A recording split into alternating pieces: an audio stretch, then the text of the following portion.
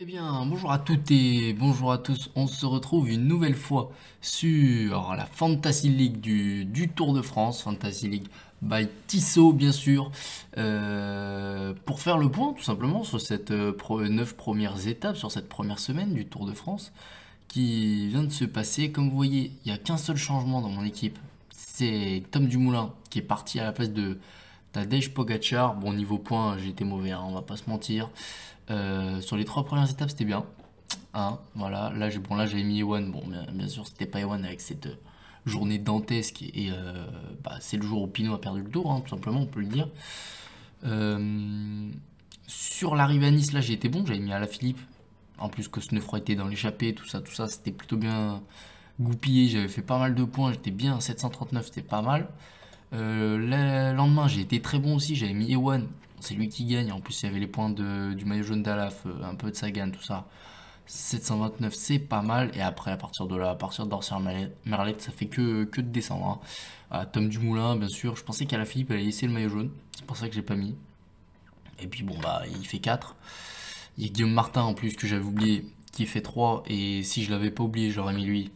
Bon, je l'ai pas mis. C'est mon problème. Ensuite, à Priva, bon, je te mets Sagan. J'avais bien vu. Voilà, c'est celui qui fait le meilleur classement de mon équipe avec la victoire de Van Aert. Bien sûr, j'ai pas tout rappelé. Bon, après, il y a eu la victoire de Roglic. Martin fait 3 et Alaf fait 5. Donc, ouais, vraiment, je pouvais un peu me mordre les doigts. Et avec la première étape, avec la victoire de Christophe, le deuxième c'était Alaphilippe que j'avais mis, Ewan. Donc là j'étais à 2 victoires sur 3, c'était pas mal. Et après, bon, le Mouegoal, je te mets Martin. Encore une fois, je pensais qu'Alaphilippe, qui avait perdu son maillot jaune ce jour-là, allait le laisser. Bon, il va faire le sprint à la fin. Et l'arrivée à Lavore, c'est là où Sagan, cette étape elle était incroyable. Et je voyais pas du tout cette étape comme ça. Et finalement, elle a été incroyable. Bon, là, j'ai pas vraiment de coureurs qui font des points à la Philippe un peu, mais bon. J'ai surtout Guillaume Martin qui restait dans le jeu, Tom Dumoulin qui restait dans le jeu au classement, à la Philippe aussi. Bon, après, il le laissera partir, mais voilà. Et ouais, du coup, j'ai mis Owen capitaine de route. Alors, il fallait mettre Sagan, qui a vraiment fait tout exploser dès la côte de Lusançon. Et heureusement que ce jour-là, je pouvais regarder l'étape. C'était le seul jour où je pouvais regarder l'étape. Le reste, je regardais juste les arrivées. Pour Orsière Marlette, j'ai regardé juste le dernier col. Et là, j'ai regardé toute l'étape du kilomètre 0 jusqu'au kilomètre 168. Il y en a vraiment une étape de feu. Ensuite, l'étape 8, l'arrivée à Loudanviel. Moi, je mets Guillaume Martin. C'est celui qui fait le plus de points avec Cosnefroy. Voilà. C'est vrai que là, il n'y a pas trop de points hein, sur cette étape-là. Elle n'est pas très jolie. Et le lendemain, l'arrivée à la Reims, je pensais que ça allait être à la Philippe, qu'elle allait s'imposer tout simplement en bas, là, à la Reims, là, en échappée. Et il fallait plutôt prendre Guillaume Martin. Et donc, c'est à partir de Loudanviel que je me suis dit qu'il fallait que je change Tom Dumoulin. Il s'était sacrifié pour Primož Roglic. Donc, ça voulait dire qu'il voulait plus rien jouer. Et donc Pogacar, j'ai pris Pogacar à la place qui, à Loudanviel, avait fait une très belle démonstration. Il était arrivé combienième 9ème derrière l'échappée, mes premiers des favoris reprenaient à 40 secondes à tout le monde. Là, il y a plus de points. En plus, je me suis trompé, j'ai mis Alaphilippe. Si j'avais mis Pogacar, ça aurait été un peu mieux. Mais bon, vous pouvez pas savoir. Voilà, bon, on peut faire un petit point sur la première semaine, tout simplement. Bah, Pinot, bien sûr. Voilà, c'est tout ce que j'ai à dire. J'ai rien à dire de plus.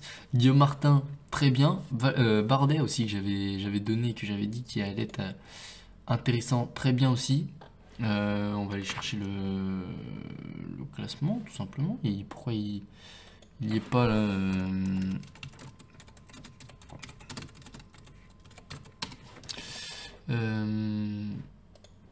Non, pas de l'étape 9.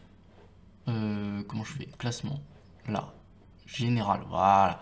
Bardet aussi que j'avais dit qu'il allait être plutôt... Merde, en qui je croyais.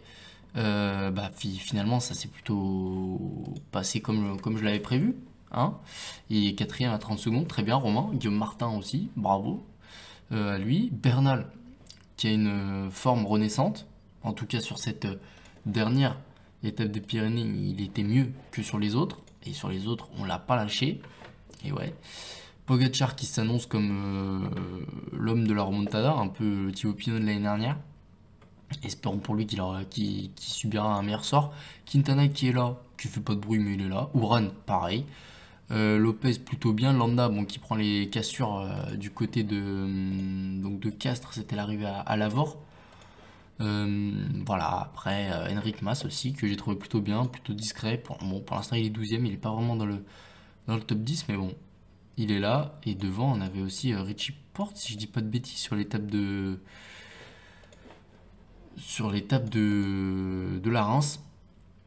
Et il me semble qu'il était dans le groupe des favoris. En tout cas, il était à chaque fois, il faisait l'élastique. Et il me semble qu'il n'a pas fini avec eux, hein. Non, il a fini dans le groupe Romain Bardet. Tout comme Romain Bardet qui est rentré juste au moment où ça s'est attaqué pour faire les bonifs. D'ailleurs, Primož Roglic pardon, et Tadej Pogacar qui ont failli se rentrer dedans. Et on a eu assez de chutes comme ça sur ce début de tour. Merci. Du côté de l'île de Ré, aujourd'hui on n'annonce pas de vent. Donc j'ai mis Ewan capitaine de route. Voilà. Ça peut être pour Van Aert, ça peut être pour Bennett, et ça peut être pour Ewan. D'ailleurs, petite parenthèse, mais Ackermann sur Tirreno Adriatico lors de la première étape fait un sprint de fou furieux incroyable aussi. Un peu un sprint à la Ewan sur sa victoire à. C'était. Je me souviens jamais des villes, c'est horrible. Ça a à Sisteron. Mais ouais. Ewan aujourd'hui, j'y crois. Parce qu'il a montré qu'il était fort à Sisteron. Poitiers, ça va être l'étape un peu embêtante par définition. Donc je vois aussi Ewan le lendemain sur l'arrivée à Poitiers. En tout cas dans ma fantasy, ça peut être aussi Bennett, Viviani s'il se refait une santé, mais j'y crois pas trop. Après Van Aert, Christophe, tout ça. Tous ceux qui sont 6 balles aussi. 6 balles qui a été une très belle révélation dans ce début de tour. Et là, on va attaquer le gros avec l'arrivée à Saran. L'arrivée à Saran, bon bah je vois bien la Philippe, hein. C'est un peu type Saint-Étienne ou Épernay l'année dernière. Donc pourquoi pas l'arrivée à Saran avec ouais, la Philippe ou peut-être même un favori, hein. Peut-être même un favori. Ou alors l'échappée comme l'année dernière de Thomas de Gendt qui va au bout. Thomas de Gendt, je compte sur lui pour me mettre bien sur cette étape en Corrèze. Ensuite l'arrivée au Puy-Marie, bon je pense que là ça sera un favori. Ou alors encore une fois à la Philippe.